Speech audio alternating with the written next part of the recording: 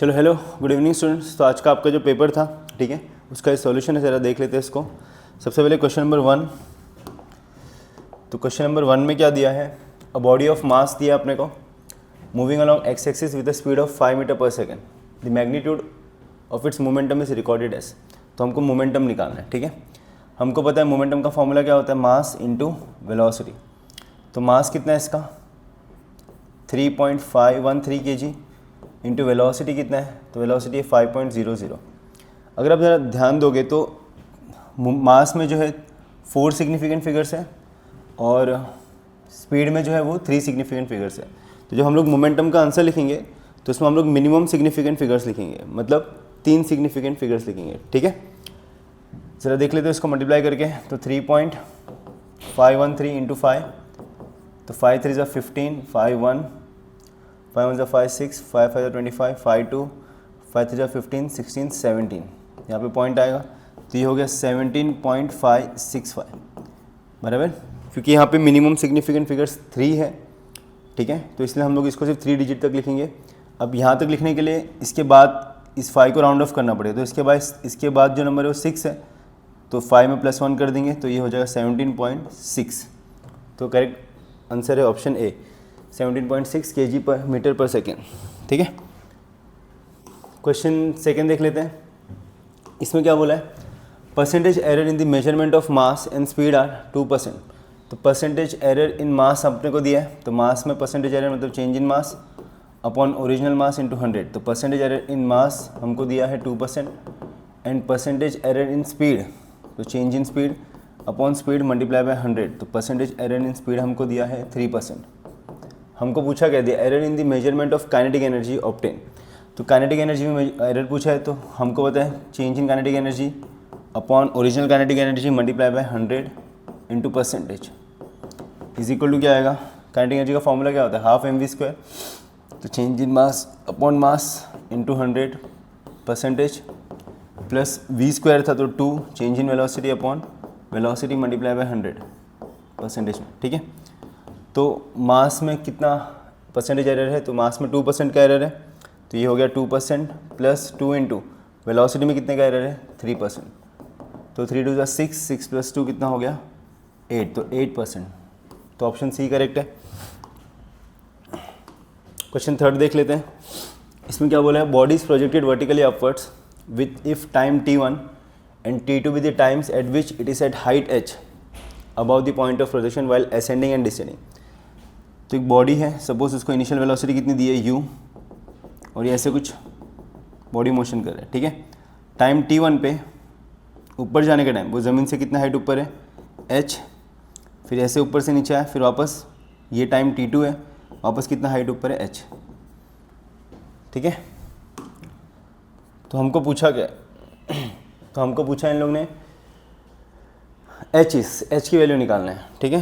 तो हम लोग बोल सकते हैं s is equal to ut plus half et square use करके h is equal to ut1 plus half s is equal to ut plus half et square use करके मैं बोल सकता हूँ ut1 माइनस हाफ gt1 का square.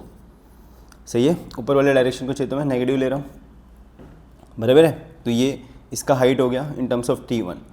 अभी time t2 के terms में लिखते हैं, तो h का फॉर्मूला हो जाएगा u t2, because initial velocity same ही दी है ना, u दिया है। टाइम यहाँ से ये टाइम कितना हो गया t2, तो माइनस हाफ g t2 का स्क्वायर, ठीक है। इसको ज़रा देख लेते हैं। तो हमको क्या करना है, यहाँ पे हमको u तो नहीं चाहिए इक्वेशन में, तो एक काम करते हैं, दोनों इक्वेशन में से u सेपरेट कर लेते हैं। तो h plus half gt1 square by t1 is equal to u, सही है। और यहाँ पे बनेगा h plus half gt square by t2 is equal to u। तो मैं बोल सकता हूँ from equation 1 and 2 RHS equal है, तो LHS भी क्या होगा इक्वल। तो यहाँ पे मैं लिख सकता हूँ h plus half gt1 square by t1 is equal to h plus half gt2 square by t2, ठीक है। इसको इससे मल्टीप्लाई करते हैं, इसको इससे, तो ये हो जाएगा h t2 plus half gt1 square into t2 is equal to, ये इससे मल्टीप्लाई होगा तो ये हो जाएगा h t1 plus half G T1 into T2 का स्क्वायर, ठीक है।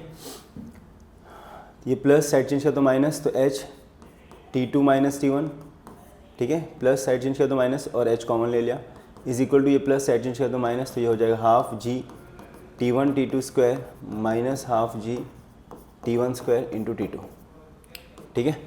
अब यहाँ से क्या करूँगा मैं, तो यहाँ से मैं half G T1 T2 common ले रहा हूँ, तो half G T1 T2 common ले लिया, तो यहाँ पे क्या बचा T2 बचा, माइनस यहाँ पे क्या बचा T1, तो यहाँ पे था H T2 माइनस T1, तो ये और ये कैंसिल हो गया, तो H का वैल्यू कितना है half G T1 into T2, तो half G T1 into T2, तो ऑप्शन ए करेक्ट है। क्वेश्चन नंबर 4 देख लेते हैं। इसमें क्या बोला है, a stone is thrown vertically upwards when stone is at the height half of its maximum height, its speed is 10 metre per second, then the maximum height attain by the stone. तो आपने एक stone को ऊपर फेंका है, ठीक है, ground से, और सपोज इसका हाइट है h, तो क्वेश्चन में बोला कि जब वो आधी हाइट पे होगा, सपोज ये हाइट है h/2, तो यहाँ पे इसकी स्पीड कितनी है, तो यहाँ पे इसकी स्पीड है 10, बराबर, ठीक है। अच्छा, यहाँ पे इसकी स्पीड 10 है, तो सिंपल सी बात है, और g कितना दिया है नीचे की तरफ, एक्सेलरेशन कितना दिया है 10 मीटर पर सेकेंड स्क्वायर, तो यहाँ पे अगर इसकी स्पीड 10 है तो 1 सेकेंड बाद उसकी स्पीड कितनी होगी 0, तो अगर मैं ये हाइट निकाल लूँ, बराबर, तो ये हाइट कितना हो जाएगा h/2, सही है। अभी देखो यहाँ से यहाँ का हाइट या फिर यहाँ से यहाँ का हाइट सेम ही है ना, ठीक है, तो या फिर एक काम करते हैं, ये इक्वेशन यूज़ कर लेता हूँ मैं, v square is equal to u square plus 2s, यहाँ से यहाँ को देखो, अगर इसको a मानो इसको b, तो फाइनल वेलोसिटी कितनी है 0, तो 0 का स्क्वायर, u कितना है 10 का स्क्वायर माइनस 2, g कितना है 10 into S, minus side change किया तो क्या होगा प्लस, तो ये हो जाएगा 20s इज इक्वल टू 100, तो 0 0 कैंसिल, तो 5, तो s कितना आया 5 मीटर, तो s 5 मीटर है, और s is nothing but h/2, तो h/2 कितना है 5, तो h कितना होगा फिर 10 मीटर, सही है। इसको हम लोग डायरेक्टली भी कर सकते थे, हमको पता है कि अगर हम लोग किसी ऑब्जेक्ट को रिलीज़ करते हैं तो 1 सेकंड में कितना डिस्प्लेस करता है 5 मीटर, तो यहाँ से यहाँ का टाइम 1 सेकंड है ना, तो जितना टाइम यहाँ से यहाँ लगा उतना टाइम यहाँ से यहाँ लगा, तो इसका डिस्प्लेसमेंट कितना होगा 5 मीटर, तो ये 5, तो ये 5, तो कितना हो जाएगा 10, तो ऑप्शन बी करेक्ट है, ठीक है। क्वेश्चन 5 देख लेते हैं। इसमें क्या बोला है, एक्सेलरेशन टाइम ग्राफ दिया है in a straight line as shown in the figure, change in velocity of the particle 0 से लेके 6 सेकंड तक। अब change in velocity acceleration versus time graph में चेंज इन वेलोसिटी देगा एरिया अंडर द कर्व, इसको plus लिखेंगे तो इसको क्या लिखेंगे माइनस, ठीक है। तो एरिया क्या हो जाएगा हाफ इंटू बेस, पहले का बेस कितना है 4, हाइट कितना है 4, माइनस हाफ, ये भी ट्राइंगल है, बेस कितना है 6 माइनस 4 कितना हो गया 2 इंटू हाइट, हाइट कितना है 4, तो 2 से 2 कैंसिल, 2 1 2 2 4, 4 2 8, तो 8 माइनस 4 विच इज़ 4, ठीक है, तो ऑप्शन बी करेक्ट है। क्वेश्चन 6 देख लेते हैं।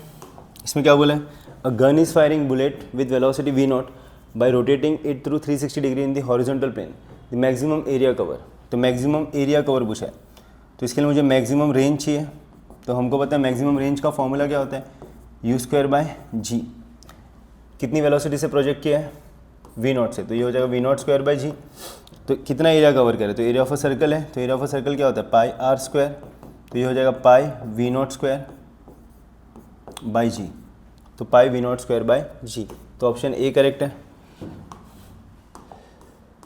क्वेश्चन 7 देख लेते हैं।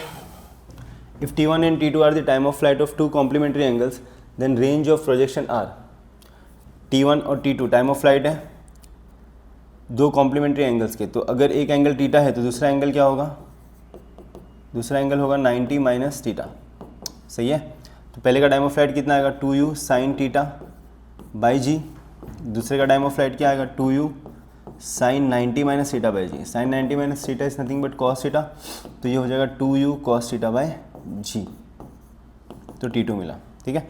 एक काम करते हैं, यहाँ से u साइन θ निकालते हैं, ठीक है, तो ये हो जाएगा g T1/2 is equal to u sine θ, और यहाँ से भी u cos θ निकालेंगे, तो g T2/2 is equal to u cos θ, तो ये क्वेश्चन 2 हो गया, सही है।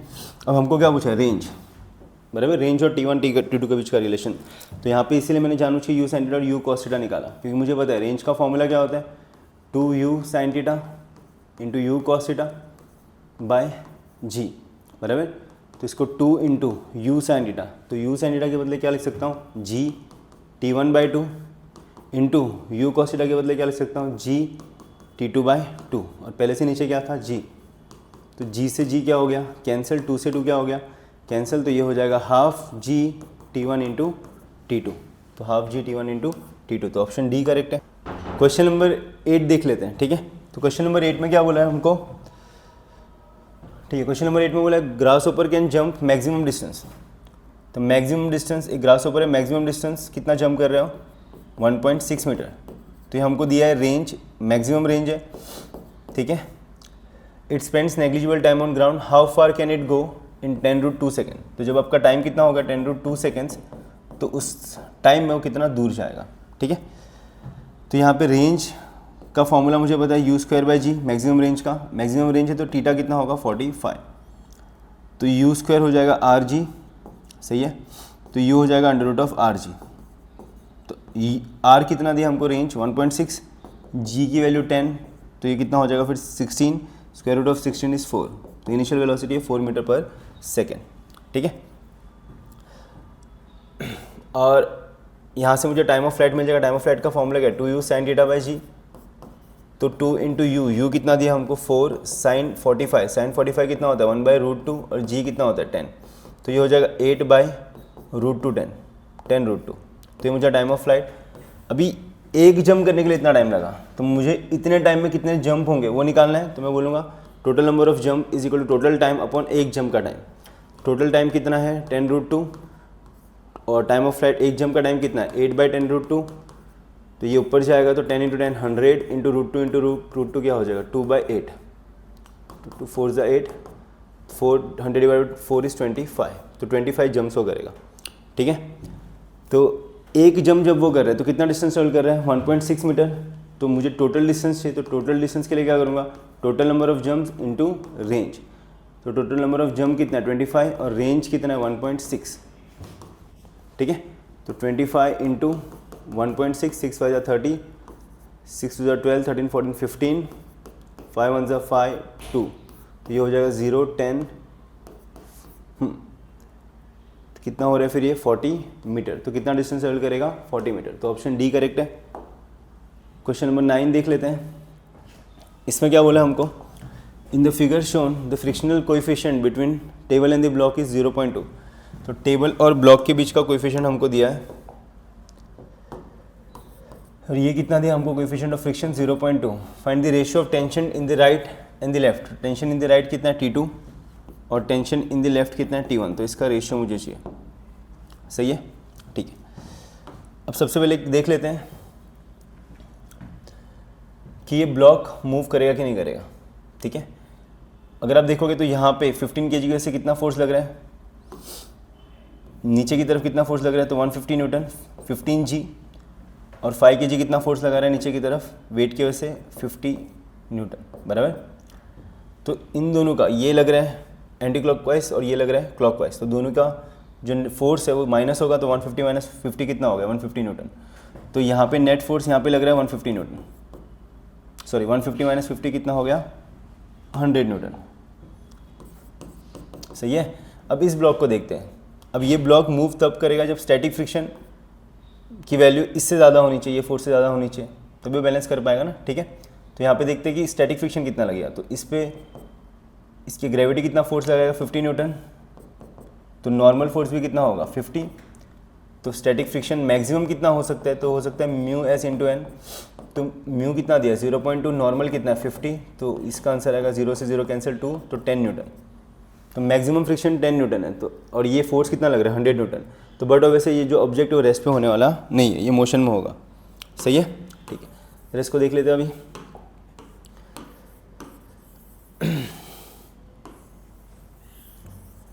ठीक है, अब ये मोशन में होगा, ठीक है। तो मोशन में होगा तो मतलब ये ब्लॉक एक्सेलरेट करेगा नीचे की तरफ ए से, तो ये ब्लॉक ऊपर जाएगा विद एक्सेलरेशन ए, और ये ब्लॉक लेफ्ट में आएगा विद एक्सेलरेशन ए, सही है।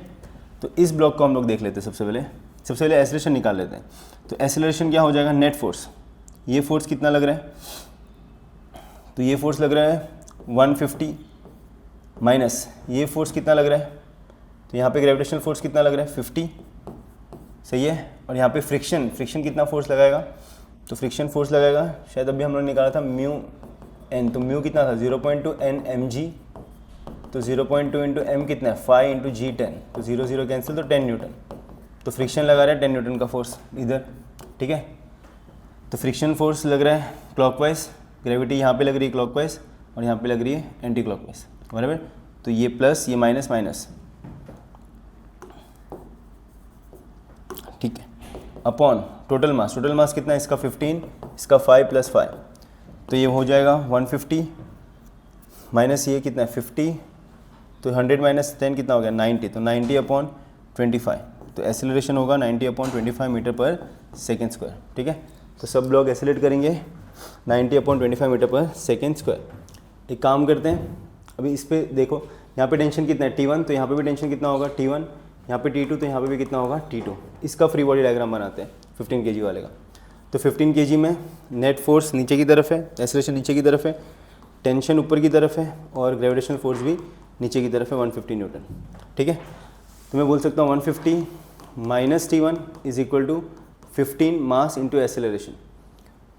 मुझे T1 चाहिए तो प्लस साइड चेंज किया तो माइनस, तो 150 minus 15 is equal to T1, तो 150 माइनस 15 ए कितना है, तो ए है 90/25 इज इक्वल टू T1, ठीक है।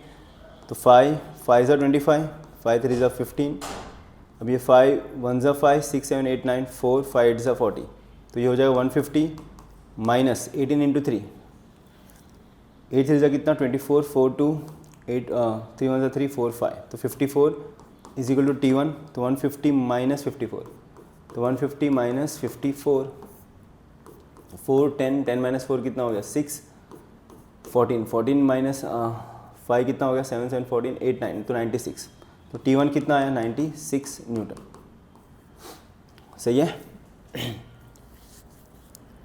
हाँ ठीक है, अब इसको देख लेते हैं, इस बुक तो T1 मुझे मिल गया 96 न्यूटन, मुझे किसका रेशियो चाहिए T2/T1, T2 के लिए इसको देख लेते हैं, इसका फ्री बॉडी डायग्राम बना लेते हैं।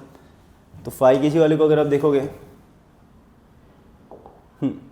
तो 5 kg वाले को अगर आप देखोगे तो 5 kg पे ग्रेविटेशनल फोर्स लग रहा है नीचे की तरफ 50 न्यूटन, टेंशन लग रहा है ऊपर की तरफ और एसेलरेशन भी हो रहा है इसका ऊपर की तरफ, ठीक है।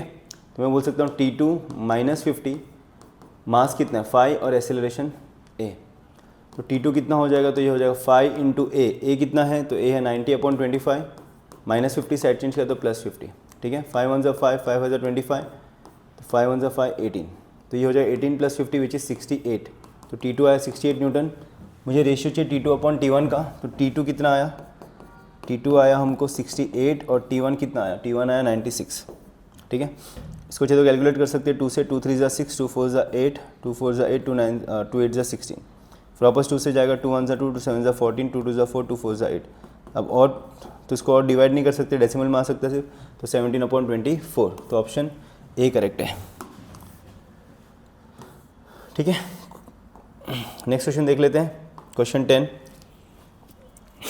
तो क्वेश्चन 10 में क्या बोला है, a block rest on rough incline plane, ठीक है, making an angle of 30 degree with horizontal, the coefficient of static friction between the block and incline plane, तो कोएफिशिएंट ऑफ स्टैटिक फ्रिक्शन दिया है 0.8, if the frictional force on the block is 10 newton, तो block है तो block gravity नीचे धकेलेगा, तो block पे frictional force कितना लगा है 10 न्यूटन, ठीक है।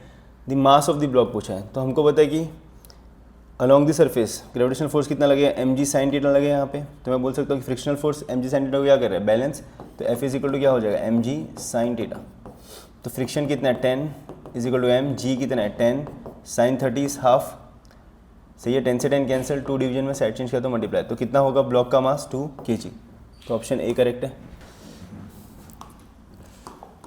ठीक है। क्वेश्चन 11 देख लेते हैं, इसमें क्या बोला है, a block A of mass 4 kg is kept on ground, तो ब्लॉक ए इसका मास कितना है 4 kg, the coefficient of friction between the block and the ground, तो ब्लॉक और ग्राउंड के बीच में कोएफिशिएंट ऑफ फ्रिक्शन कितना दिया है 0.8, द एक्सटर्नल फोर्स कितना लगा 30 newton, is applied parallel to the ground, the resultant force exerted by the ground on the block is. ठीक है, अब सबसे पहले मैक्सिमम स्टैटिक फ्रिक्शन निकाल लेते हैं। तो मैक्सिमम स्टैटिक फ्रिक्शन कितना लगेगा, तो हो जाएगा mu s into N. Mu s आपको दिया है, कितना दिया है 0.8। नॉर्मल कितना है, तो नॉर्मल हो जाएगा एम जी के इक्वल, बराबर ना। तो एम जी, तो ये हो जाएगा 0.8। मास कितना है इसका 4, जी कितना है 10, तो 10 से गया 8, 32 न्यूटन। तो मैक्सिमम स्टैटिक फ्रिक्शन 32 न्यूटन है, और आप जो फोर्स लगा रहे हो 30 न्यूटन का लगा रहे हो, मतलब ये ब्लॉक रेस्ट पे रहेगा, बराबर। फोर्स लग रहा है ऐसे, तो फ्रिक्शन होगा ऐसे, तो यहाँ पे फ्रिक्शन कितना होगा, फ्रिक्शन होगा 30 न्यूटन, बराबर। एम जी नीचे की तरफ, तो नॉर्मल ऊपर की तरफ। तो आपको क्या पूछा है यहाँ पे, the resultant force exerted by the ground. तो ग्राउंड एक तो फ्रिक्शनल फोर्स लगा रहा है और एक नॉर्मल, ठीक है। तो रिजल्टेंट फ्रिक्शनल फोर्स लगा रहा है 30, और नॉर्मल कितना लगा रहा है, तो नॉर्मल यहाँ पे लगा रहा है 4 इंटू जी ना 40, बराबर। तो इन दोनों का रिजल्टेंट क्या आएगा, बट वैसे 50 आएगा। तो ग्राउंड कितना फोर्स लगा रहा है 50 न्यूटन, ठीक है। क्वेश्चन 12 देख लेते हैं। इसमें क्या बोला है, consider this shown arrangement, assume all the surfaces to be smooth if n represent the magnitude of normal reaction between block and the wedge. ठीक है, तो वेज और ब्लॉक के बीच में नॉर्मल रिएक्शन कितना है n, then acceleration of m, तो m का एक्सेलरेशन चाहिए अलॉन्ग हॉरिजॉन्टल, ठीक है। अलॉन्ग हॉरिजॉन्टल कितना एक्सेलरेट करेगा वो चाहिए, ठीक है। ये एक्स एक्सिस है, ये वाई एक्सिस, और हमारी तरफ क्या है जेड एक्सिस।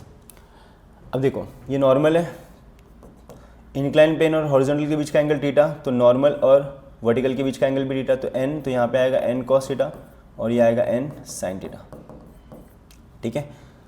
तो वेज जो है वो हॉरिजॉन्टली इस ब्लॉक पे कितना फोर्स लगा रहा है n sin थीटा, तो ब्लॉक भी वेज पे कितना फोर्स लगाएगा हॉरिजॉन्टली n sin थीटा, बराबर।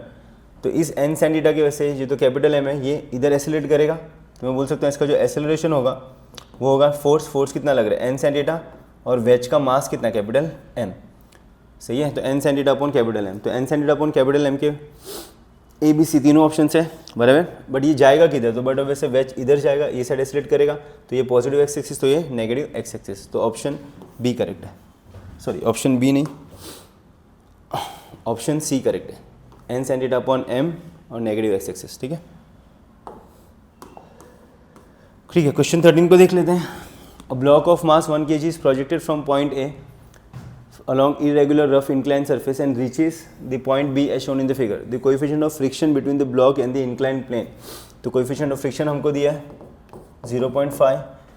Work done by the friction on the block if AC, तो AC का हमको डिस्टेंस दिया 1 मीटर। तो हमको पता है कि इंक्लाइन प्लेन में जब भी होता है, ठीक है, जब भी ऐसे इंक्लाइन प्लेन होगा, वर्टिकल इंक्लाइन प्लेन, तो हम लोग बोल सकते हैं कि यहाँ पे फ्रिक्शन की वजह से जो वर्क डन होता है, तो work done by friction is equal to minus mu m g into horizontal displacement या हॉरिजॉन्टल लेंथ। तो हॉरिजॉन्टल लेंथ कितना है इसका 1, तो माइनस म्यू कितना दिया हमको 0.5।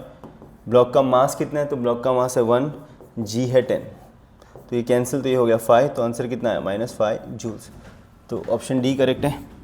चलो क्वेश्चन नंबर 14 देख लेते हैं एक बार। तो क्वेश्चन नंबर 14 में क्या बोला है, the figure shows a smooth curve track terminating in a smooth horizontal part, a spring constant. तो आपको स्प्रिंग कांस्टेंट दिया है, तो स्प्रिंग कांस्टेंट कितना दिया हमको 400 न्यूटन पर meter, is attach at one end of a wedge fix rigidly with the horizontal part. इस ब्लॉक का मास कितना दिया, तो इस ब्लॉक का मास है 40 ग्राम, तो ग्राम को केजी में मतलब 40 × 10⁻³ kg is release from rest. तो रेस्ट मतलब इसकी इनिशियल वेलोसिटी कितनी है 0, और इसका हाइट दिया 5 मीटर। The maximum compression of the spring, plus आपको बोला कि सरफेस स्मूथ है, तो स्मूथ है तो मतलब कोई फ्रिक्शन नहीं है, ठीक है।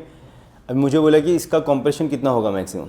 अब सिंपल सी बात है, ये ऑब्जेक्ट यहाँ से नीचे आएगा, बराबर, तो इसकी वेलोसिटी बढ़ेगी, फिर ये ब्लॉक पे लगाएगा, स्प्रिंग क्या करेगा इसको, जब ये ब्लॉक पे लगेगा तो ये स्प्रिंग क्या करेगा, इसको बाहर की तरफ धकेलेगा, सही है। तो स्प्रिंग फोर्स लगेगा बाहर की तरफ, बट वेलोसिटी ब्लॉक का इधर है, तो फोर्स और वेलोसिटी डायरेक्शन अपोजिट है, तो धीरे धीरे स्प्रिंग कॉम्प्रेस होगा, और एक पॉइंट पे स्प्रिंग की ब्लॉक की फाइनल वेलोसिटी कितनी हो जाएगी 0, ठीक है। तो हम लोग एक काम करते हैं, यहाँ से यहाँ तक का टोटल वर्क डन निकालते हैं, ठीक है। तो वर्क डन क्या हो रहा है यहाँ पे, तो वर्क डन कौन कर रहा है, एक तो ग्रेविटी कर रहा है, तो work done by gravity plus work done by spring is equal to change in kinetic energy. तो ग्रेविटी क्या कर रही है, ग्रेविटी वर्क डन कितना कर रही है, नीचे लेके आ रहे, तो plus mgh। Work done by spring कितना होगा -12 k, इसका कॉम्प्रेशन कितना होगा तो कॉम्प्रेशन होगा x, ठीक है। ये कॉम्प्रेस होगा ना स्प्रिंग, कब तक कॉम्प्रेस होगा, जब तक ब्लॉक की फाइनल वेलोसिटी जीरो नहीं होती। जैसे ही फाइनल वेलोसिटी जीरो हो गया तो स्प्रिंग ब्लॉक को वापस इधर धकेलेगा, ठीक है। तो हमको मैक्सिमम कॉम्प्रेशन चाहिए, तो half k x square is equal to change in kinetic energy, final kinetic energy minus initial. तो फाइनल काइनेटिक एनर्जी कितना है, फाइनली वेलोसिटी जीरो तो जीरो, इनिशियल काइनेटिक एनर्जी भी जीरो, तो change in kinetic energy zero. तो mgh is equal to क्या हो जाएगा फिर हाफ के एक्स स्क्वायर, सही है। तो मैं बोल सकता हूँ एक्स स्क्वायर की वैल्यू क्या होगी, तो एक्स स्क्वायर की वैल्यू होगी 2mgh बाई के।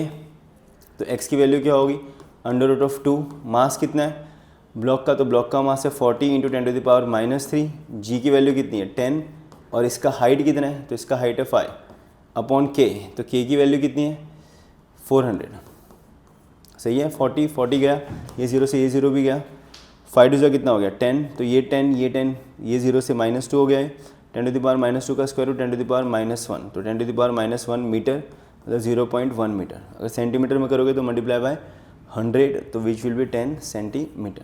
तो ऑप्शन ए करेक्ट है, ठीक है। क्वेश्चन 15 देख लेते हैं। क्वेश्चन 15 में क्या बोला है, फोर्स हमको दिया है, फोर्स वेरिएबल है टाइम के साथ, acts on a body, displacement भी वेरिएबल है टाइम के साथ, work done by this force in 2 seconds, तो work done by this force पूछा है। तो एक काम करते हैं, फोर्स दिया डिस्प्लेसमेंट दिया है, तो डिस्प्लेसमेंट कितना दिया 2t² i cap minus 5j cap, ठीक है। तो डिस्प्लेसमेंट से वेलोसिटी निकालते हैं, तो वेलोसिटी इज ds/dt, तो ये हो जाएगा 4t i कैप बराबर velocity of derivative of constant is 0, तो वेलोसिटी मिला 4t i कैप। अब इससे मैं पावर निकालूंगा, तो पावर का फॉर्मूला क्या होगा F vector dot v vector, power मिलने के बाद फिर पावर को अगर मैं इंटीग्रेट करूंगा pdt टाइम के साथ, तो मुझे वर्क डन मिल जाएगा, ठीक है। तो पावर का फॉर्मूला क्या हो जाता है, पावर है एफ वेक्टर, तो एफ वेक्टर कितना है 3t i cap plus 5j cap dot v vector कितना है 4t i कैप बराबर। तो डॉट प्रोडक्ट में क्या होगा, ये इससे मल्टीप्लाई होगा, j का इधर कुछ नहीं मतलब 0 है, तो ये दोनों मल्टीप्लाई होके 5 × 0 0 हो जाएगा, और ये 3t किससे मल्टीप्लाई होगा 4t के साथ, तो 4 3 12, t इंटू टी क्या हो जाएगा t², तो 12t²। तो ये मिला हमको पावर की वैल्यू यहाँ पे पुट करेंगे 12t² इंटू dt। अब टाइम कितने टाइम में चाहिए वर्क डन 2 सेकेंड में, तो इंटीग्रेट किया फ्रॉम 0 to 2, तो 12 कांस्टेंट बाहर, इंटीग्रेशन ऑफ t² क्या हो जाएगा t³/3, और लिमिट्स कहाँ से कहाँ 0 से 2, तो 3 1 3 4 12, तो वर्क डन आ जाएगा 4, t की वैल्यू क्या है 2, तो 2 का क्यूब माइनस 0 का क्यूब, तो 2 का क्यूब कितना हो जाएगा 2 2 4 4 2 8 32, तो कितना वर्क डन आएगा 32 जूल्स, तो ऑप्शन ए करेक्ट है। क्वेश्चन 16 देख लेते हैं। इसमें क्या बोला है, a simple pendulum of length L has maximum angular displacement then maximum kinetic energy of the bob. तो मैक्सिमम काइनेटिक एनर्जी पूछा है, सपोज आपका रिजिड सपोर्ट है, तो इसका मैक्सिमम एंगल कितना एंगल ऊपर जा रहे हो, तो थीटा, सही है। और इसका लेंथ कितना है, तो इस पूरे का लेंथ है L, तो स्ट्रिंग का लेंथ ये कितना है L। मुझे पूछा कि मैक्सिमम काइनेटिक एनर्जी, तो मैक्सिमम काइनेटिक एनर्जी कब होगा, जब यहाँ से इसको रिलीज़ करेंगे, इसका मैक्सिमम एंगुलर डिस्प्लेसमेंट है ना, तो यहाँ पे इसकी वेलोसिटी 0 होगी, है कि नहीं। तो जब यहाँ से रिलीज़ करेंगे तो यहाँ पे आएगा, तो मीन पोजीशन पे उसकी वेलोसिटी कैसी होगी मैक्सिमम, तो मीन पोजीशन पे उसकी वेलोसिटी पूछिए यहाँ पे, सही है, ठीक है। तो एक काम करते हैं, सबसे पहले इसका हाइट निकालते हैं ज़मीन से। मैं एक रेफरेंस लाइन मान लेता हूँ, तो इस ब्लॉक का सपोज मास मैं m ले रहा हूँ, तो m क्या है मास ऑफ बॉब, ठीक है। कितने हाइट ऊपर होगा, तो सिंपल L, तो L का यहाँ पे कंपोनेंट क्या आएगा L cos थीटा, तो ये हो गया L cos थीटा बराबर। मुझे हाइट में इंटरेस्ट है, L cos थीटा, पूरे का लेंथ L, इतना L cos थीटा, तो हाइट कितना होगा L minus L cos theta बराबर। तो L minus L cos theta, तो दोनों में से L कॉमन लिया तो 1 माइनस cos थीटा, तो ये इसकी हाइट है। तो इसके पास पोटेंशियल एनर्जी कितनी होगी फिर, अच्छा यहाँ पे सिर्फ ग्रेविटी लग रहा है, और कोई दूसरा फोर्स नहीं लग रहा है बराबर, और टेंशन लग भी रहा है, तो टेंशन की वजह से कोई वर्क डन नहीं है, बिकॉज टेंशन ऐसा है और डिस्प्लेसमेंट ऐसा है, दोनों के बीच में एंगल कितना बन रहा है 90, ठीक है। तो यहाँ पे वर्क डन सिर्फ कंजर्वेटिव फोर्स लगा रहे हैं, तो मैं यहाँ पे टोटल मैकेनिकल एनर्जी कंजर्वेशन लगा सकता हूँ, ठीक है। टोटल मैकेनिकल एनर्जी कंजर्वेशन क्या बोलते हैं, total energy at A will be equal to total energy at B. तो ए पे टोटल एनर्जी कितनी होगी, तो होगी काइनेटिक एनर्जी एट ए पे वेलोसिटी 0, तो काइनेटिक एनर्जी 0, पोटेंशियल एनर्जी होगा ए पे mgh, हाइट कितना है इसका, तो हाइट है इसका L into 1 minus cos theta बराबर, is equal to total energy at B. तो बी पे हाइट 0 है, 0, तो पोटेंशियल एनर्जी 0 ले रहा हूँ, मैं इसको रेफरेंस लाइन ले रहा हूँ बी को, ठीक है। तो पोटेंशियल एनर्जी 0 हो गया, काइनेटिक एनर्जी कितनी होगी, हाफ mv², सही है। और मुझे लगता है मुझे काइनेटिक एनर्जी ही चाहिए मैक्सिमम बी पे, हाँ मैक्सिमम काइनेटिक एनर्जी, वेलोसिटी नहीं चाहिए, क्या चाहिए, मैक्सिमम काइनेटिक एनर्जी, ठीक है। तो ये कितना हो जाएगा फिर, ये हो जाएगा mgl 1 - cos थीटा, तो mgl 1 - cos थीटा, हाँ तो ऑप्शन सी करेक्ट है, ठीक है। क्वेश्चन 17 देख लेते हैं, इसमें क्या बोला है, 3 आइडेंटिकल पार्टिकल्स विद वेलोसिटी दिया है हमको, collide successfully with each other in such a way that they form a single particle, the velocity vector of resultant particle पूछा है, ठीक है। तो मैं बोल सकता हूँ यहाँ पे कोई एक्सटर्नल फोर्स नहीं लग रहा है, तो टोटल इनिशियल मोमेंटम जो होगा वो इक्वल होगा टोटल फाइनल मोमेंटम के। इनिशियल मोमेंटम कितना है, तो पहले इस सबका मास m ले लेता हूँ मैं, ठीक है। तो इसका मोमेंटम कितना होगा, m v0 i cap minus 3m v0 j cap plus 5m v0 k cap, बराबर। तो initial momentum is equal to total final momentum, finally तीनों मिक्स हो गए, तो तीनों का मास कितना हो जाएगा 3m, और वेलोसिटी नहीं दिया है तो v वेक्टर, और वेलोसिटी ही ढूंढना है, ठीक है। सब में से m कॉमन लेके मैं कट कर सकता हूँ, तो m क्या हो गया, कैंसिल, ठीक है। 3 मल्टीप्लिकेशन में साइड चेंज किया तो डिवीजन में, और इसमें से v0 कॉमन ले रहा हूँ, तो ये हो जाएगा v0/3, तो ये हो जाएगा i cap minus 3j cap plus 5k cap is equal to v vector, सही है। तो v0/3 i cap minus 3j cap, v0/3 i cap minus 3j cap plus 5k cap, तो ऑप्शन डी करेक्ट है, ठीक है। Next question देख लेते हैं, इसमें क्या बोला है क्वेश्चन नंबर 18 में, अ डिस्क ऑफ मास m0, ठीक है। इस डिस्क का मास कितना है, m0 है, rotates freely about the axis, horizontal axis through its centre, a thin cotton pad is fix to its rim, cotton pad को फिक्स किया उसके रिम पे, विच कैन एब्जॉर्ब वाटर, तो वाटर एब्जॉर्ब कर, जो भी वाटर एब्जॉर्ब करेगा वो उसके रिम में कलेक्ट होगा, ठीक है। The mass of water dripping on to the pad is mu per second, तो जो मास पर यूनिट टाइम है, ठीक है, मतलब हर सेकेंड में ईच सेकेंड में कितना मास कलेक्ट हो रहा है, mu. After what time will be the angular velocity of the disc reduce to half of its initial velocity, initial value. तो सपोज इनिशियल जो एंगुलर वेलोसिटी है वो है ω0, बराबर। तो आपको पूछा कितने टाइम बाद उसकी जो वेलोसिटी है वो हो जाएगी इनिशियल का आधा, ठीक है। अभी यहाँ पे मैं conservation of momentum, angular momentum लगा सकता हूँ, ठीक है। तो कंजर्वेशन ऑफ एंगुलर मोमेंटम क्या बोलता है, टोटल इनिशियल मोमेंटम, इनिशियल मतलब जब सिर्फ डिस्क था, बराबर। तो डिस्क की वजह से moment of total initial momentum is equal total final momentum, angular momentum, ठीक है। तो टोटल इनिशियल मोमेंटम कितना हो जाएगा, मोमेंट ऑफ इनर्शिया पहले का मास कितना है डिस्क का, पहले का मोमेंट ऑफ इनर्शिया डिस्क का, बराबर, इनटू उसकी पहले का angular velocity is equal to, बाद में क्या हुआ, बाद में वाटर ड्रॉप्स उसके ऊपर गिर रहे तो वाटर को एब्जॉर्व करेगा, तो वाटर को एब्जॉर्व किया उसने, ठीक है। तो बाद में उसकी जो वेलोसिटी है वो पहले का हाफ हो गई, तो ω0/2, ठीक है। बाद में डिस्क का जो मोमेंट ऑफ इनर्शिया हो तो सेम ही रहेगा, तो moment of inertia of disc plus यहाँ पे अभी वाटर ड्रॉपलेट्स जो है उसके रिम में जमा हो गए, तो इस वाटर ड्रॉपलेट्स का मास इनटू डिस्टेंस का स्क्वायर, तो डिस्टेंस कितना है, इसका रेडियस कितना है, तो रेडियस इसका दिया है हमको, नहीं दिया, ठीक है। तो हम लोग खुद ही ले लेते हैं r, सही है, तो mr²।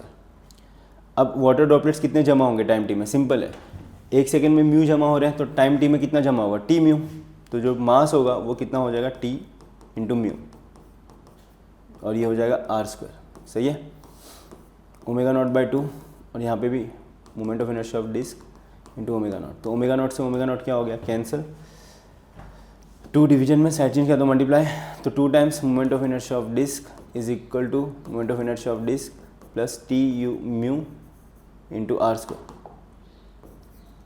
सही है।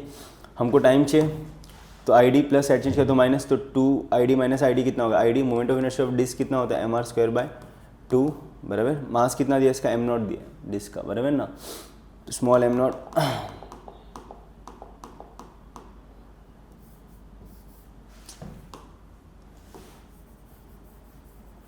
ठीक है। तो कितना मास है इसका, 2ID माइनस आई डी, तो मोमेंट ऑफ इनर्शिया कितना होता है डिस्क का, mr²/2, तो m0 r²/2 2 is equal to t mu r square. तो आर स्क्वायर से आर स्क्वायर क्या हो गया, कैंसिल, तो टाइम आएगा एम नॉट बाई 2 म्यू। ठीक है, तो एम नॉट बाई 2 म्यू, तो ऑप्शन डी करेक्ट है। क्वेश्चन नंबर 19 देख लेते हैं। Let I1 and I2 be the moment of inertia of a uniform square plate about x is shown in the figure. The ratio of I1 I2, तो ये moment of inertia इसके about है I1 और इसके about moment of inertia कितना I2, तो इसके side को मैं A मान लेता हूँ। ठीक है, अच्छा इन दोनों के बीच का डिस्टेंस कितना हो जाएगा, अगर इसका साइड A है, स्क्वायर का साइड A है, तो ये पूरा हो जाएगा A बाई रूट टू, तो हाफ कितना होगा, तो हाफ होगा A root two by two बराबर which will be A by root two. तो मैं बोल सकता हूँ यहाँ से यहाँ तक का डिस्टेंस कितना A बाई रूट टू। ठीक है, तो मैं इसको रफ करके डायरेक्ट लिख देता हूँ।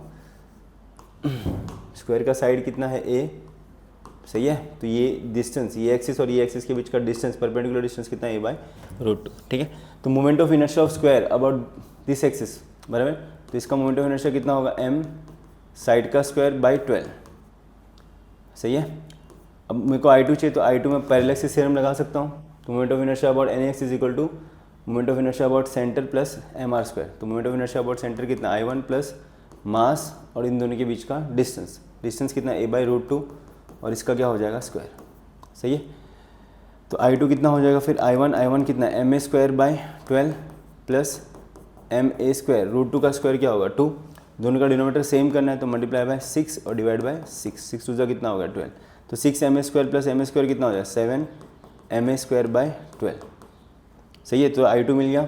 मुझे क्या चाहिए, रेशियो चाहिए I1 अपॉन I2 का, तो I1 कितना है, तो I1 की वैल्यू है MA स्क्वायर बाई 12 और I2 की वैल्यू कितनी है, तो I2 की वैल्यू है 7 MA स्क्वायर बाई 12।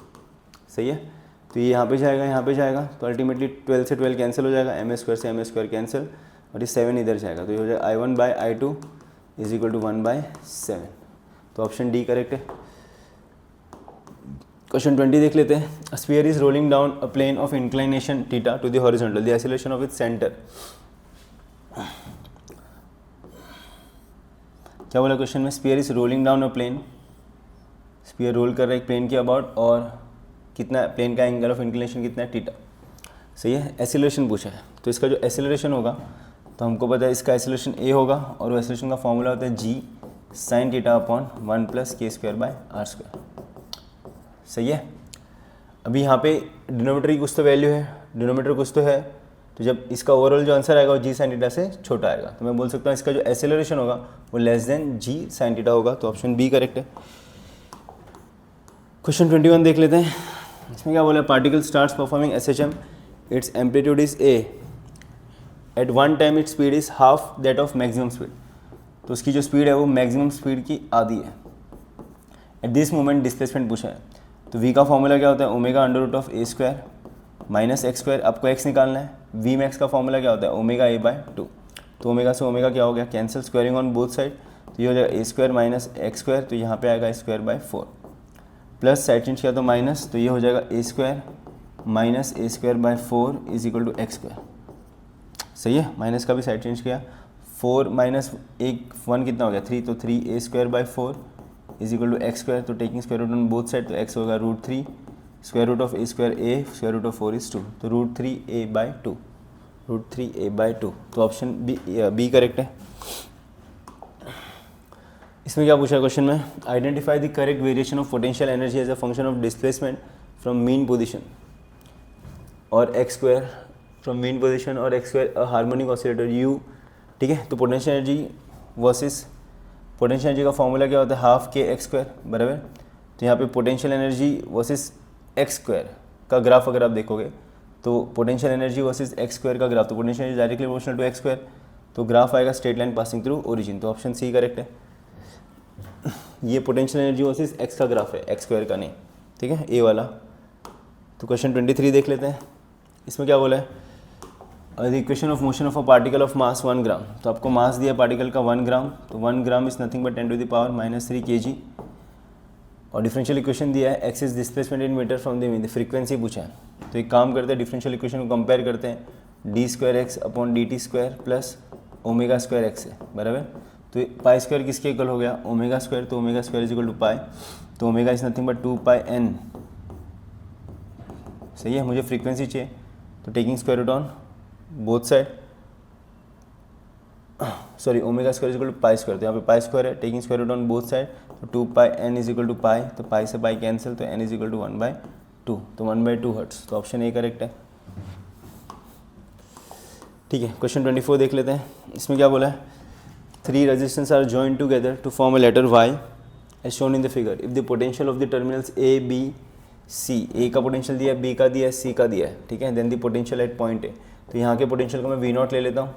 सपोज यहाँ से करंट आया I, तो यहाँ पे करंट कितना गया I1, यहाँ पे करंट कितना गया I2, तो मैं बोल सकता हूँ किरचॉफ करंट लॉ से I is equal to I1 plus I2। I की वैल्यू क्या होगी, तो इधर से जो करंट है, तो यहाँ से यहाँ का potential difference I is equal to V/R ना, तो यहाँ से यहाँ का पोटेंशियल डिफरेंस, तो यहाँ पे पोटेंशियल है 6 हायर माइनस लोअर, तो 6 माइनस V0 अपॉन रेजिस्टेंस कितना है 6 इज इक्वल टू I1 यहाँ से करंट जा रहा है, तो यहाँ से यहाँ का पोटेंशियल डिफरेंस करंट ऐसे जा रहा है, तो इसको हायर मानेंगे, इसको लोअर मानेंगे, ठीक है, तो V0 माइनस 3 अपॉन रेजिस्टेंस कितना है 3 प्लस I2 ये करंट है, करंट ऐसे जा रहा है, तो इसको हायर माना, इसको लोअर, तो ये हो जाएगा V0 माइनस 2/2, ठीक है। डिनोमीटर सेम कर लेते हैं, तो इसको मल्टीप्लाई किससे करना पड़ेगा 2 से, डिवाइड भी किससे करेंगे 2 से, इसको मल्टीप्लाई किससे करना पड़ेगा 3 से, डिवाइड भी किससे करेंगे 3 से, सही है। तो यहाँ पे सबका डिनोमीटर सेम हो गया, 6 कैंसिल, तो ये हो गया 6 minus V0 minus 6 plus 3V0 minus 6, ठीक है, तो 2V0 plus 3V0, minus V0 से चेंज किया तो प्लस V0, तो टोटल 6V0 मिलेगा, -6 माइनस 12 से चेंज किया तो प्लस 12, तो 12 प्लस 6 कितना हो गया 18, तो 6 3 जा 18, तो कितना है V0 की वैल्यू 3 वोल्ट, तो बी ऑप्शन बी करेक्ट है।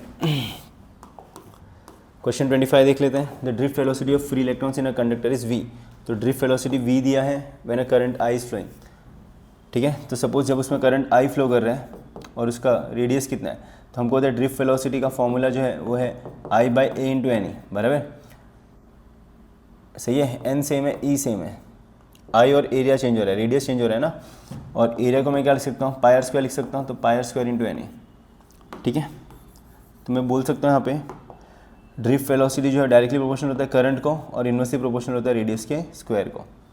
तो जब आपका करंट I था और रेडियस R था तो ड्रिफ्ट वेलोसिटी V थी, ठीक है। अब आपको क्या बोला है, if both the radius and the current are double, तो रेडियस डबल हो गया,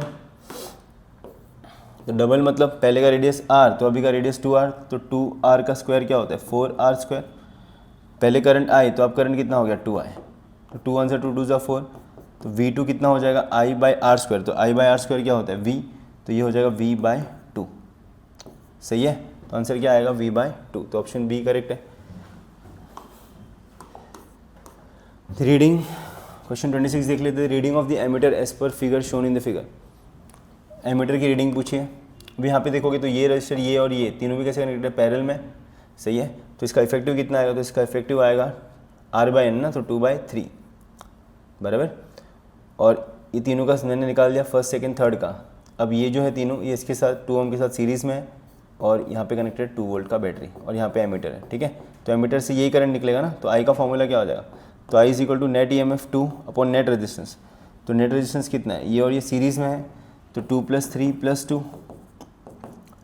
कितना हो जाएगा 3 2 6 6 + 2 8, तो 8/3, तो ये हो जाएगा 8/3, 3 ऊपर जाएगा 3 2 कितना हो गया 6/8, तो करंट आया 6/8, तो 2 3 6 2 4 8, तो आंसर आएगा 3/4, तो ऑप्शन बी करेक्ट है।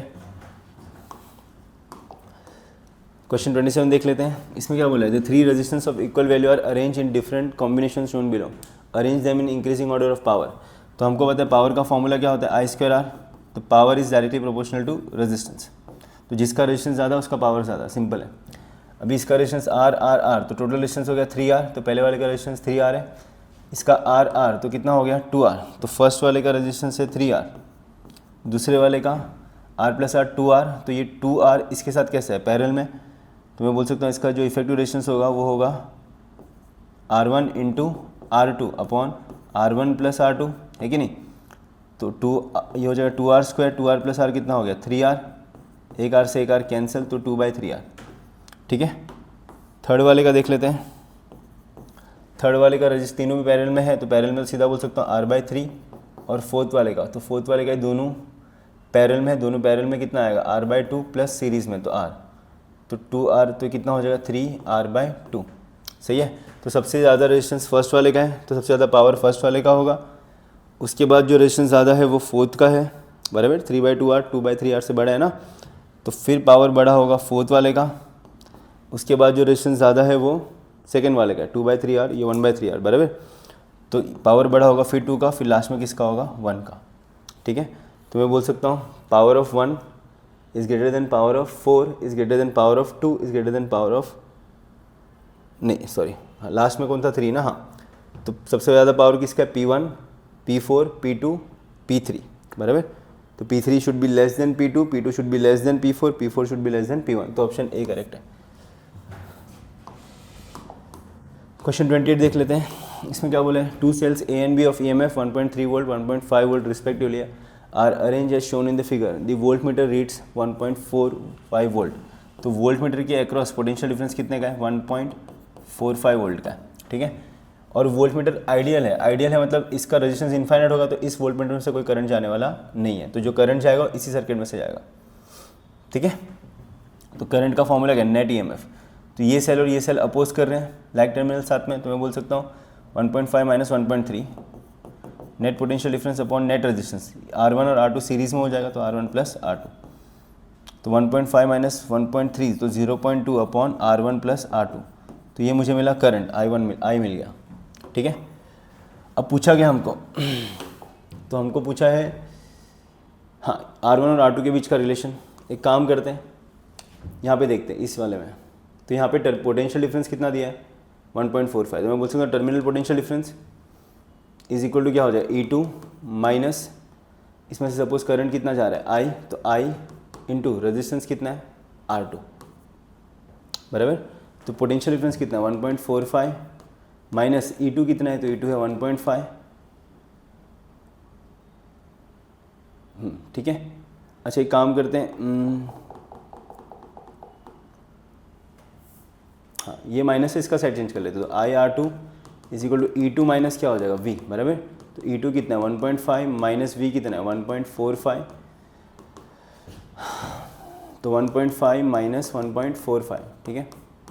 तो ये 4, तो ये कितना हो जाएगा 10 माइनस 5 तो 0.05, तो 0.05। I कितना है, तो I है 0.2 अपॉन R1 प्लस R2 और इनटू कितना है R2। सही है।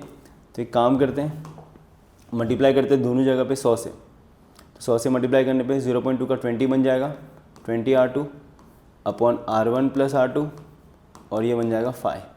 ठीक है। ये इधर भेज देते हैं, तो 20 R2 is equal to 5 R1 plus 5 R2। सही है।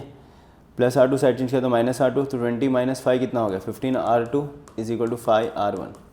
तो 5 1 5 3 15, तो R1 कितना आया, तो R1 आया 3 टाइम्स ऑफ R2, तो R1 is 3 times of R2, तो ऑप्शन बी करेक्ट है। ठीक है। क्वेश्चन 29 देख लेते हैं। Neutral pendulum oscillate in a uniform electric field as shown in the figure if a positive charge is given to the pendulum. तो इस pendulum को कौन सा चार्ज दिया है पॉजिटिव। ठीक है। इलेक्ट्रिक फील्ड ऊपर की तरफ है, तो इलेक्ट्रिक फील्ड ऊपर की तरफ फोर्स लगाएगा, बराबर। कितना फोर्स लगाएगा, तो फोर्स का फॉर्मूला क्या होता है मास इंटू एक्सेलरेशन। फोर्स कितना लगाएगा QE, तो यहाँ से एक्सेलरेशन मिल गया QE/m। ठीक है। तो time period of a pendulum पूछा, तो टाइम पीरियड का फॉर्मूला क्या 2π√L/G इफेक्टिव। लेंथ तो सेम है, तो G इफेक्टिव क्या हो जाएगा, तो G इफेक्टिव हो जाएगा, नीचे एक्सेलरेशन कितना लग रहा है ग्रेविटी के से G minus electric field acceleration लगा रहा है ऊपर की तरफ G माइनस A। ठीक है। तो यहाँ पे G इफेक्टिव कम हो रहा है, एक्सेलरेशन ऊपर की तरफ लगा ना इलेक्ट्रिक फील्ड की वजह से, बराबर। ग्रेविटी नीचे लगा रही है, तो G इफेक्टिव कम हो गया, तो G इफेक्टिव कम हो गया तो टाइम पीरियड बढ़ जाएगा, तो टाइम पीरियड विल इंक्रीज, तो ऑप्शन ए करेक्ट है। क्वेश्चन 30 देख लेते हैं। इसमें क्या बोला है charge Q 2Q and 3Q। तो इसके ऊपर चार्ज Q है, B के ऊपर चार्ज कितना है 2Q और C के ऊपर चार्ज कितना है -Q। Are given to 3 concentric conducting spherical shell ABC respectively. The ratio of charges on the inner and outer surface of shell. तो इनर और outer surface of shell C का मुझे ratio चाहिए। अच्छा अगर इस पे चार्ज Q है तो इसके इनर सर्फेस पे चार्ज होगा -Q तो बाहर क्या होगा +Q, तो 2Q + Q कितना हो गया 3Q। तो इस जो शेल है B, तो B के आउटर में चार्ज होगा 3Q। अब इसमें 3Q, तो C के इनर में कितना हो जाएगा -3Q, -3Q तो सी के आउटर में कितना देगा, +3Q, और पहले से यहाँ पे क्या था, सी के आउटर -Q, तो -Q + 3Q तो कितना हो गया 2Q। तो सी के आउटर में कितना है 2Q और सी के इनर में कितना -3Q। तो आपको रेशियो ऑफ चार्जेस थे ऑन इनर एंड आउटर, तो इनर है -3Q, आउटर कितना है +2Q, Q से Q कैंसिल तो -3/2। तो ऑप्शन डी करेक्ट है। ठीक है, क्वेश्चन नंबर 31 देख लेते हैं। क्या बोला है, charges 2Q, -Q and -Q lie at the vertices of equilateral triangle, the value of E and V at centroid. तो एक ट्राइंगल है, इक्विलेटरल ट्राइंगल, तो ट्राइंगल के वर्टिसेस में क्या चार्ज रखा है, तो 2Q, -Q और -Q, सही है। The value of electric field at the centroid, centroid मतलब सेंटर में, ठीक है। अभी यहाँ पे अगर आप ध्यान दोगे तो सेंटर में नेगेटिव चार्ज इलेक्ट्रिक फील्ड देगा ऐसे, और ये नेगेटिव चार्ज देगा ऐसे, तो इन दोनों का रिजल्टेंट इधर बीच में आएगा। सेंटर में +2Q इलेक्ट्रिक फील्ड देगा, इलेक्ट्रिक फील्ड पॉजिटिव चार्ज से अवे होता है ना, ठीक है। तो 2Q ऐसे इलेक्ट्रिक फील्ड देगा, तो इन दोनों का रिजल्टेंट इलेक्ट्रिक फील्ड दे रहा है ऐसे, 2Q की वजह से भी इलेक्ट्रिक फील्ड है ऐसे, तो यहाँ पे मतलब इलेक्ट्रिक फील्ड 0 तो होने वाला नहीं है, तो electric field not equal to 0। तो ऑप्शन ए और सी में से कुछ तो होना चाहिए, ठीक है। पोटेंशियल देख लेते हैं। अभी सेंट्रॉइड जो पॉइंट है उससे ये इसका डिस्टेंस अगर r है, तो यहाँ से यहाँ का डिस्टेंस भी r और यहाँ से यहाँ का डिस्टेंस भी r। तो पोटेंशियल का फॉर्मूला क्या होता है, 1/4πε0 चार्ज, तो ये चार्ज कितना है -Q, तो -Q अपॉन डिस्टेंस, कितने डिस्टेंस पे पोटेंशियल चाहिए r, ये चार्ज कितना है -Q, तो -Q डिस्टेंस कितना है r, ये चार्ज कितना है +2Q और डिस्टेंस कितना है r, ठीक है। सबका डिनोमिनेटर सेम है, तो -Q -2Q +2Q कितना हो गया 0, तो कितना पोटेंशियल आएगा फिर 0। मतलब electric field is not equal to 0 but potential is equal to 0, तो ऑप्शन सी करेक्ट है, ठीक है। तो क्वेश्चन 32 देख लेते हैं। Charge Q is divided into 2 parts which are then kept at some distance, the force between the will be maximum. हमको पता है फोर्स मैक्सिमम कब होता है, जब दो चार्ज इक्वल में डिवाइड होंगे। तो अगर एक चार्ज Q है तो ये Q/2, दूसरा भी Q/2, अगर डिस्टेंस सेम है तो ऑप्शन ए करेक्ट है। क्वेश्चन 33 देख लेते हैं। Electric charges Q, small q -2Q are place at the corners of an equilateral triangle, ठीक है, ऑफ साइड ABC। तो A पे चार्ज रखा है Q, B पे भी चार्ज रखा है Q, और C पे चार्ज क्या रखा है -2Q, और साइड है इसका लेंथ है L। The magnitude of electric dipole moment of the system, पूरे सिस्टम का डाइपोल मोमेंट चाहिए, ठीक है। यहाँ पे चार्ज है +Q, अभी -2Q को दो पार्ट में डिवाइड करते हैं, यहाँ पे -Q और यहाँ पे -Q। तो ये जो डाइपोल देगा ये -Q +Q, तो इसका डाइपोल मोमेंट इधर होगा, और डाइपोल मोमेंट कितना होगा, P = चार्ज कितना है Q, दोनों के बीच का लेंथ कितना है L। ये -Q ये +Q, तो इसके से डाइपोल मोमेंट इधर होगा, तो डाइपोल मोमेंट कितना होगा, वही सेम P = चार्ज कितना है Q इंटू लेंथ कितना है L, बराबर। अब इन दोनों का रिजल्टेंट चाहिए। इक्विलेटरल ट्राइंगल है तो यहाँ एंगल कितना होगा 60, तो मैं बोल सकता हूँ इसका जो नेट डाइपोल मोमेंट होगा, सही है, तो हो जाएगा √of p² + p² + 2 p into P मतलब p² cos 60। cos 60 कितना होता है हाफ, तो p² + p² 2p² + 2p² into half, तो 2 से 2 कैंसिल, तो 2p² + p² कितना हो जाएगा √3p², तो ये हो जाएगा √3p, और p कितना आएगा फिर, p की वैल्यू कितनी q इंटू एल, तो √3ql, तो ऑप्शन सी करेक्ट है, ठीक है। क्वेश्चन 34 देख लेते हैं। इसमें क्या बोला है, charge capital Q on a capacitor varies with voltage as shown in the figure, Q is taken along the x axis and V is along the y axis. Q along the x axis, V the area of the triangle, तो area of a triangle, तो potential difference versus charge का graph होगा, तो area of a triangle क्या देगा, मतलब area of a curve क्या देगा, तो वो देता है एनर्जी स्टोर इन कैपेसिटर, ठीक है। अब इसका एरिया निकालोगे तो half Q base into height, तो Q इंटू V आएगा ना, तो हाफ QV क्या होता है एनर्जी स्टोर इन कैपेसिटर, तो ऑप्शन डी करेक्ट है। क्वेश्चन 35 देख लेते हैं। इसमें क्या बोला है, an infinite sheet of charge has a surface charge density, तो सरफेस चार्ज डेंसिटी हमको दिया 10⁻⁻⁷ coulomb per metre square. The separation between the equipotential surface पूछा है, तो हमको पता है V potential difference = E into D, तो D = V/E, सही है। पोटेंशियल डिफरेंस दिया 5 volt. Electric field due to infinite plane sheet कितना होता है, σ/2ε0, 2ε0 ऊपर जाएगा, तो ये हो जाएगा 5 × 2 ε0 की वैल्यू 8.8 × 10⁻−12 अपॉन सिग्मा कितना दिया 10⁻⁻7, तो -7 गया तो -5 बचा, बराबर। 5 2 = 10, तो ये 10 से ये गया -4 बचा, तो कितना हो गया फिर ये 8.8 × 10⁻4 मीटर, सही है। सेंटीमीटर में आंसर है। अच्छा इसमें करेक्शन है, ये 0.88 मिलीमीटर है, ठीक है। तो क्या हो जाएगा फिर, ये पॉइंट को लेफ्ट में शिफ्ट करेंगे तो 0.88 इंटू 10⁻³ मीटर, तो ये हो जाएगा 0.88 मिलीमीटर। तो ऑप्शन बी करेक्ट होगा, 0.88 मिलीमीटर, ठीक है। A close organ pipe and an open organ pipe are tune to the same fundamental frequency. दोनों की फंडामेंटल फ्रीक्वेंसी सेम है, तो क्लोज ओपन पाइप की फंडामेंटल फ्रीक्वेंसी होती है 2 times length of open pipe, close pipe की fundamental frequency होती है 2 times length of close pipe. The ratio of their length पूछा है, दोनों की फंडामेंटल फ्रीक्वेंसी सेम है, तो n0 is equal to NC, तो V/2 times of L0 is equal to V by, अच्छा यहाँ पे 4 आएगा, 4 टाइम्स ऑफ LC, तो V से V कैंसिल, सही है। तो 4 मुझे किसका रेशियो चाहिए, क्लोज वर्सेस क्लोज और ओपन का रेशियो चाहिए, बराबर, close pipe and an open pipe. तो LC को उधर भेजूंगा तो LC/L0, 2 को उधर भेजूंगा तो 2/4, तो कितना आंसर आया 1/2, तो 1/2, तो ऑप्शन ए करेक्ट है। क्वेश्चन 37 देख लेते हैं, ठीक है। इसमें भी करेक्शन है, ये 3:2 है, ऑलरेडी आपको दिया था क्लास में, ठीक है। When tension of a string is increase by 2.5 Newton, तो पहले अगर टेंशन T है तो बाद का टेंशन कितना है, तो बाद का टेंशन T + 2.5 न्यूटन है। If the initial frequency is alter to the ratio, तो initial frequency is alter to the ratio 3:2, तो मतलब final frequency upon initial frequency का रेशियो दिया है इन लोग ने 3:2, तो हमको पता है frequency is directly proportional to tension, सही है। तो मैं बोल सकता हूँ F2/F1 is equal to T2/T1, ठीक है। तो F2 कितना है 3/2,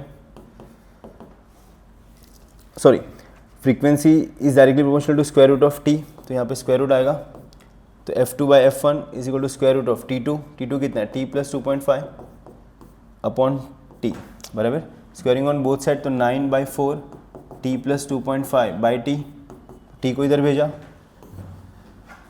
तो ये हो जाएगा 9T is equal to 4T, 2.5 into 4 will be 10, तो +10, सही है।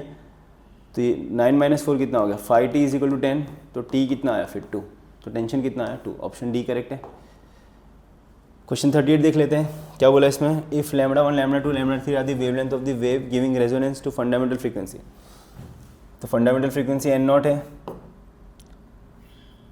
सही है, and second overtone, first overtone, second overtone modes respectively in string, string में अगर फंडामेंटल फ्रीक्वेंसी N0 है तो फर्स्ट ओवरटोन होगा 2 टाइम्स ऑफ N0 और सेकेंड ओवरटोन होगा 3 times of N0। The ratio of wavelength पूछा है, सही है। अब हमको रेशियो ऑफ वेवलेंथ मतलब क्या पूछा है, λ1 is to λ2 is to λ3, हमको पता है wavelength is equal to speed velocity of wave divided by frequency, तो λ1 क्या हो जाएगा, तो λ1 हो जाएगा, वेलोसिटी तो सेम होगी, तो N1 मतलब N0 इस टू λ2 कितना हो जाएगा, वेलोसिटी सेम होगी 2 टाइम्स ऑफ N0, और सेकेंड ओवरटोन का क्या हो जाएगा, velocity same 3 times of N0, तो वेलोसिटी सब में कट हो जाएगा, N0 सब में कट हो जाएगा, तो आंसर आएगा 1:1/2 1/3, तो 1:1/2 1/3, तो ऑप्शन सी करेक्ट है। क्वेश्चन 39 देख लेते हैं, the average kinetic energy of the molecule of an ideal gas, तो हमको एवरेज काइनेटिक एनर्जी दी है E 10 डिग्री सेल्सियस में, तो हमको पता है कि energy is directly proportional to temperature, तो एनर्जी E है जब आपका टेम्परेचर 10 डिग्री सेल्सियस है, बट 10 डिग्री सेल्सियस नहीं लिखेंगे, पहले केल्विन में लिखेंगे, तो 10 + 273 विच विल बी 283 केल्विन, सही है। फिर आपको पूछा है दी temperature at which the kinetic energy of the gas molecule becomes 2E, तो एनर्जी 2E हो रही है, तो आपको टेम्परेचर पूछा है, ठीक है। तो दोनों को डिवाइड कर दो, तो 2 को 1 से डिवाइड कर लेते हैं, तो 2E/E is equal to T/283, E से ही कैंसल, तो T विल बी 283 इंटू 2, 3 × 6, 8 × 16, 2 × 4, तो 566, तो टेम्परेचर है 566 केल्विन, और ऑप्शन डिग्री सेल्सियस में है, तो डिग्री सेल्सियस के लिए क्या करेंगे, 566 को माइनस करेंगे 273 से, तो 6 - 3 3, ये हो जाएगा 4, ये हो जाएगा 16, 16 - 7 कितना हो गया, सॉरी 6, तो 9 हो गया, तो ये कितना हो गया 4 - 2, तो 293, तो 293 कोई ऑप्शन नहीं, तो नन ऑफ दिस, बराबर।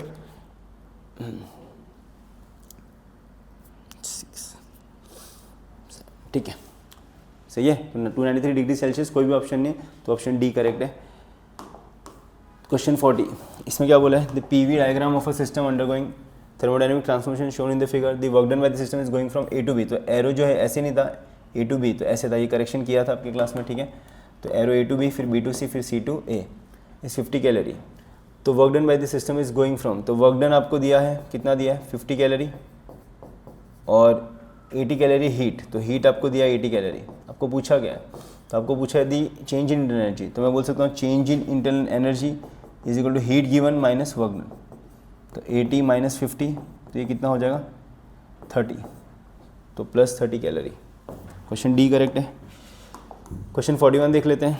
इसमें क्या बोला है, फॉर अ गैस आपको स्पेसिफिक हीट का रेशियो दिया है, तो गामा दिया है 5/3, volume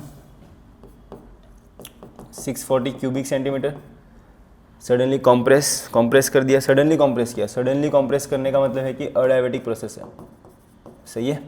if the initial pressure P, ठीक है, तो अडायबेटिक प्रोसेस में मैं बोल सकता हूँ P1 V1 raise to gamma is equal to P2 V2 raise to gamma. अपने को P2 चाहिए, तो P2 इज इक्वल टू क्या होगा P1 V1 by V2 raise to gamma.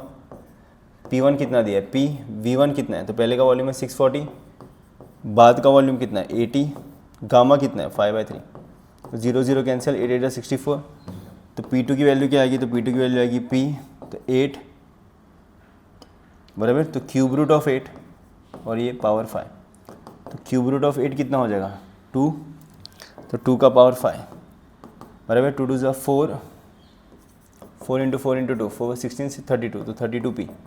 तो कौन सा ऑप्शन सही है, ऑप्शन बी करेक्ट है। चलो क्वेश्चन नंबर 42 करते हैं। इसमें क्या बोला हमको, 2 similar rods are joined as shown in the figure, the temperature of junction पूछा है, ठीक है। अभी रॉड का जो लेंथ है और जो मटेरियल है वो सेम है, ठीक है, तो रेजिस्टेंस भी कैसा होगा, सेम, बराबर। तो यहाँ पे मैं बोल सकता हूँ कि जो हीट करंट आएगा यहाँ से, सपोज हीट करंट यहाँ से आया H, तो यहाँ पे हीट करंट जाएगा H1, यहाँ पे H2 और यहाँ पे क्या हो जाएगा H3। तो मैं बोल सकता हूँ heat current is equal to H is equal to H1 plus H2 plus H3। अब हीट करंट का फॉर्मूला क्या सिंपल है, टेम्परेचर डिफरेंस अपॉन रेजिस्टेंस। तो टेम्परेचर डिफरेंस कितना है, तो 100 माइनस T, और रेजिस्टेंस कितना है R, H1 कितना हो जाएगा 50 minus T, resistance R plus H2, sorry 50 minus T नहीं,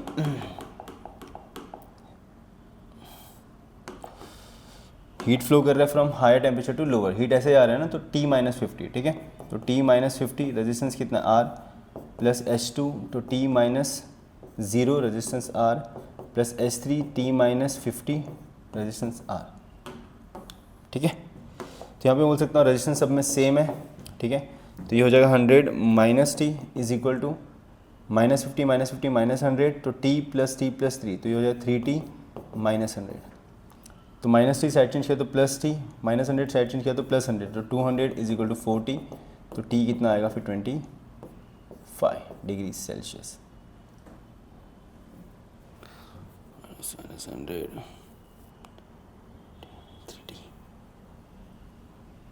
सॉरी